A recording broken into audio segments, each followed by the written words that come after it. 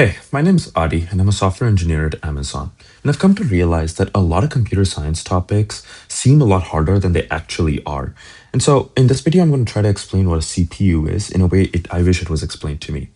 A CPU really just falls into four different items or components. There's the control unit, which is like the head chef of a kitchen.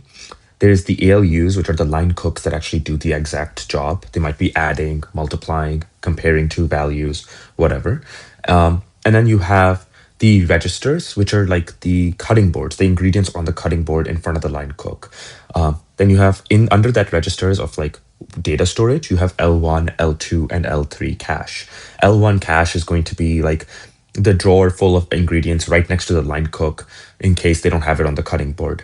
It holds slightly more like data or more ingredients, and then you have L2 cache, which is going to be like the pantry or the shelf nearby that's like a lot larger, and now they can store more information or more ingredients there, but it takes a while to go there, grab the ingredients, and come back, so it's slower.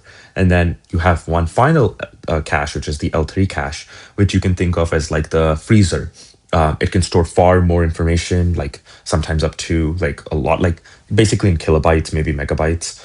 And it's going to take a lot longer to go there, grab the ingredients, but you can store more ingredients there.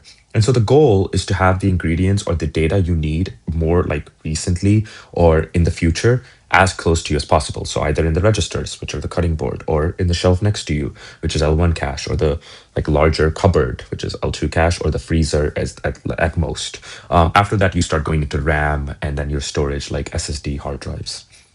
Then your next thing that you're going to have to worry about is the clock, which is just going tick, tick, tick billions of times per second.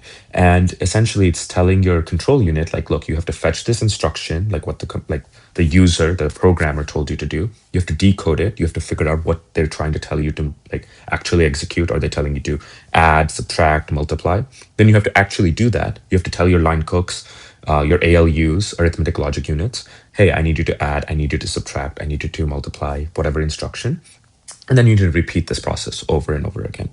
And so you have the control unit, the head chef, you have the registers or data like storage, which is L1, L2, L3 cache. You have the ALUs doing the actual work, and you have the clock that's telling you to do it over and over and over again. And for the longest time, we just made the clock faster so that you could do more and more instructions faster and faster. But eventually it got too hot to do that. And so we thought like maybe let's just have multiple cores. That's why you got like 4 or 5 cores of like your CPU, where the control unit actually manages multiple ALUs, each with their own L1 and L2 cache, and then they all share the L3 cache. So each chef gets their own cutting board and shelf next door, but they all share the freezer. And that's where you get concurrency.